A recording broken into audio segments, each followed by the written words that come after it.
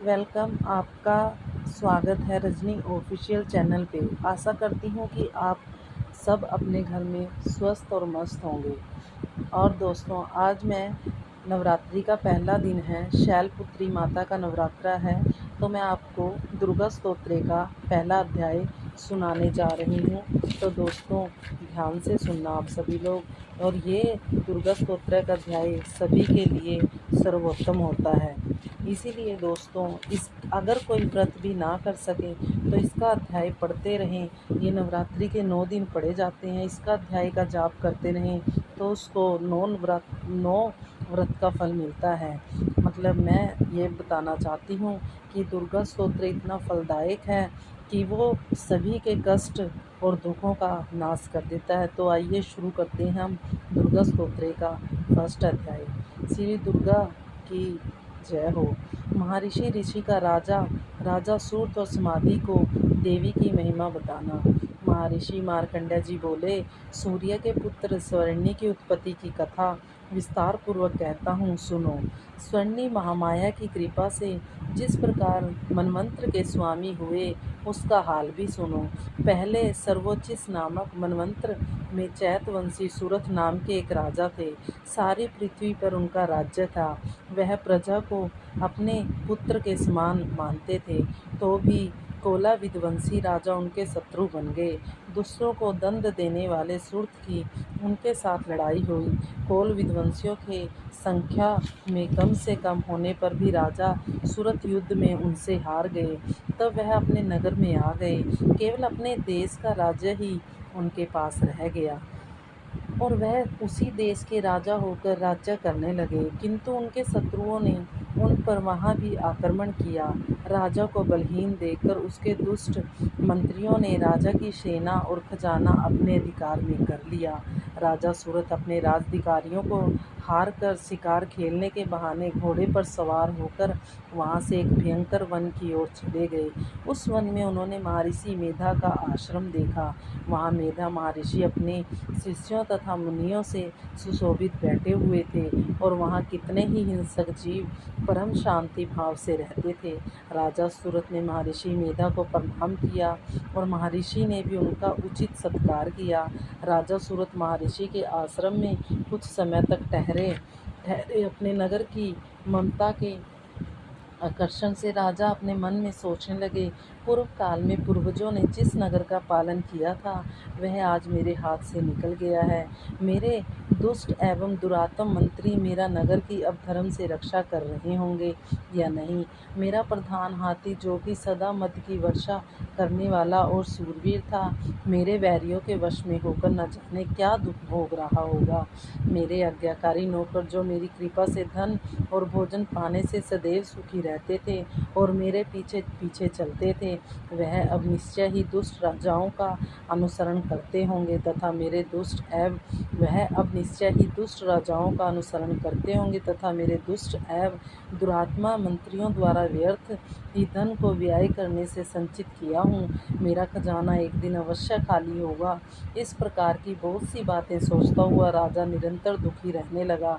एक दिन राजा सूरत ने महर्षि मेधा के आश्रम के निकट एक वैश्या को देखा। राजा ने उससे पूछा, भाई तुम कौन हो? यहाँ तुम्हारे आने का क्या कारण है और तुम मुझे शोकग्रस्त अनमने से दिखाई देते हो, इसका क्या कारण है? राजा के यह नाम वचन सुनकर वैश्या ने महाराज सूरत को प्रणाम करते हुए कहा। वैश्या बोला, राजन, मेरा नाम समाधि है। मैं धनियों को कुल में उत्पन्न एक वैश्या हूँ।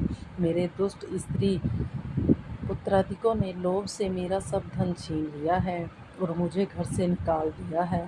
मैं इस तरह से दुखी होकर इस वन में चला आया हूँ और यहाँ रहता हूँ। मैं इस बात को भी नहीं जानता कि अब घर में इस समय सब कुशल है या नहीं। यहाँ मैं अपने परिवार का आचरण संबंधी कोई समाचार भी नहीं पा सकता कि वह घर में इस समय कुशल पूर्वक है या नहीं। मैं अपने पुत्रों के संबंध में यह भी नहीं जानता कि वह सदाचारी है या दुराचार में फंस गए हैं।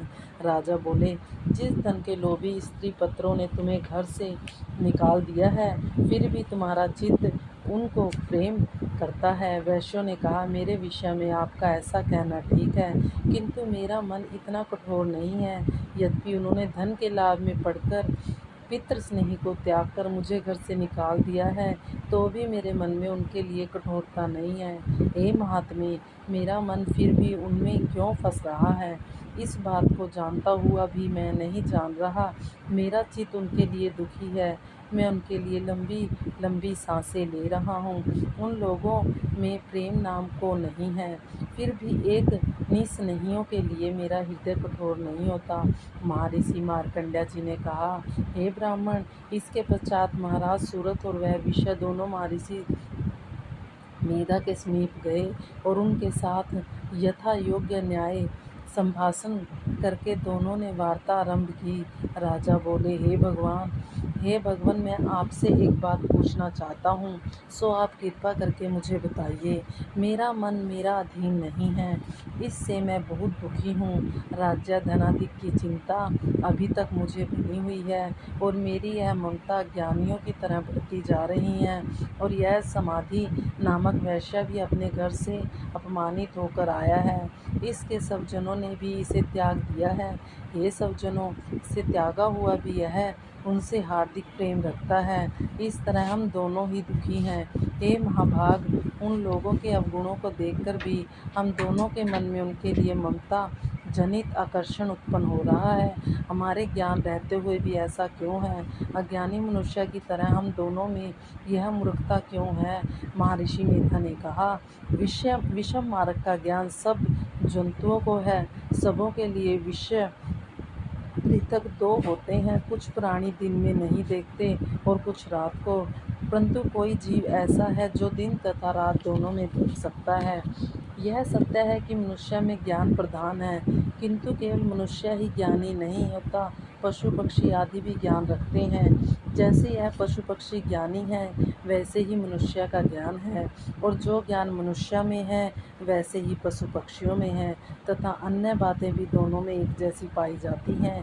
ज्ञान होने पर भी इन पक्षियों की ओर देखो कि अपने भूख से पीड़ित बच्चों को चोंच में कितने प्रेम से अन्न के दाने डालते हैं। हे राजन, ऐसा ही प्रेम मनुष्य में अपनी संतान के प्रति पाया जाता है। लोभ के कारण अपने उपकार का बदला पाने के लिए मनुष्य पुत्रों की इच्छा करते हैं और इस प्रकार मोह के गड्ढे में गिरा करते हैं। भगवान श्री हरि की जो माया है उसी से यह संसार मोहित रहता है। इसमें आश्चर्य की कोई बात नहीं है, क्योंकि वह भगवान विष्णु की योग निद्रा है। यह माया ही तो है जिसके कारण संसार मोह में जकड़ा हुआ है। यही महामाया भगवती देवी ज्ञानियों की चिता को बलपूर्वक खींचकर मुंह में डाल देती है और उसी के द्वारा संपूर्ण जगत की उत्पत्ति होती है। यही भगवती देवी प्रसन्न होकर मनुष्य को मुक्ति प्रदान करती है। यही संसार के बंधन का कारण है तथा संपूर्ण ईश्वरों की भी स्वाभिमानी है।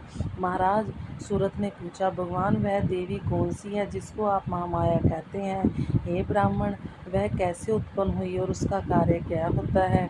उसके चरित्र कौन कौन से हैं? हे प्रभु, उसका जैसा प्रभाव हो, जैसा स्वरूप हो, वह सब भी कृपा कर मुझसे कहिए, मैं आपसे सुनना चाहता हूँ। महर्षि मेधा बोले, राजन, वह देवी तो नित्य स्वरूप है, उसके द्वारा यह संसार रचा गया है, तब भी उसकी उत्पत्ति उनके प्रकार से होती है। वह सब आप मुझसे सुनो। वह देवताओं का कार्य सिद्ध करने के लिए प्रकट होती है। उस समय वह उत्पन्न हुई कहलाती है। संसार को जलमय करके जब भगवान विष्णु योग निद्रा का आश्रय लेकर शेष शय्या पर सो रहे थे, तब मधु कैटम नाम के 2 असुर उनके कानों के मैल से प्रकट हुए और वह श्री ब्रह्मा जी को मारने के लिए तैयार हो गए। श्री ब्रह्मा जी ने जब उन दोनों को अपनी ओर मारने के लिए तैयार हो गए, अपनी ओर आते देखा और यह भी देखा कि भगवान विष्णु योग निद्रा का आश्रय लेकर सो रहे हैं, तो वह उस समय श्री भगवान के जागने के लिए उनके नेत्रों में निवास करने वाली योग निद्रा की स्तुति करने लगे। श्री ब्रह्मा जी ने कहा, हे देवी, तुम ही स्वाहा, तुम ही स्वधा और तुम ही वष्टकार हो। स्वर भी तुम्हारा ही, स्वरूप भी तुम्हारा है। तुम ही जीवन देने वाली सुधा हो। नित्याक्षर प्रणव में आकार उकार मकार इन तीनों में माताओं के रूप में तुम ही स्थित हो। इनकी अतिरिक्त जो बिंदुपद अर्धमात्रा है जिसका विशेष रूप से उच्चारण नहीं किया जाता, हे देवी देवताओं वह भी तुम ही हो। हे देवी संध्या सावित्री तथा परम जननी तुम ही हो। तुम इस विषय को धारण करने वाली हो। तुमने ही इस जगत की रचना की है और तुम ही इस जगत का पालन करने वाली हो और तुम ही कल्प के अंत में सबको भस्म करने वाली हो। हे देवी जगत की उत्पत्ति के समय तुम सृष्टि रूपा होती हो, पालन काल में स्थित रूप हो और कल्प के अंत में सहार रूप धारण कर लेती हो। तुम ही महाविद्या महामाया महामेधा महारात्रि और मोह रात्रि हो। श्रीश्वरी और बोध स्वरूप बुद्धि भी तुम ही हो। लज्जा पुष्टि तुष्टि शांति और क्षमा भी तुम ही हो। तुम खड्ग धारणी हो, शूल धारणी हो, घोर रूपा तथा गदा चक्र शंख और धनुष के धारण करने वाली हो। बाण भुसंडी और प्रज्ञा यह भी तुम्हारे ही अस्त्र हैं। तुम सौम्या और सोमांतर हो, यही उनकी बल्कि जितनी भी सौम्य तथा सुंदर वस्तुएं इस संसार में हैं उन सबसे बढ़कर सुंदर तुम हो। पर और अपर सबसे पर रहने वाली सुंदर तुम ही हो। ये सर्व स्वरूपे देवी जो भी सत असत पदार्थ है और उनमें जो शक्ति है वह तुम ही हो। ऐसी अवस्था में भला तुम्हारी स्तुति कौन कर सकता है। इस संसार की सृष्टि पालन और संहार करने वाले जो भगवान, उनको भी जब तुमने निद्रा के वशीभूत कर दिया है तो फिर तुम्हारी स्तुति कौन कर सकता है। मुझे भगवान विष्णु तथा भगवान शंकर को शरीर धारण करने वाली तुम ही हो। तुम्हारी स्तुति करने की शक्ति किसमें है। हे देवी तुम अपने इन उद्धार प्रभावों के कारण ही प्रसन्ना हो। मधु और कैटम जो भयंकर असुर हैं इन्हें तो मोह में डाल दो और श्रीहरि भगवान विष्णु को भी जल्दी जगा दो और इनमें उनको मार डालने की बुद्धि भी उत्पन्न कर दो।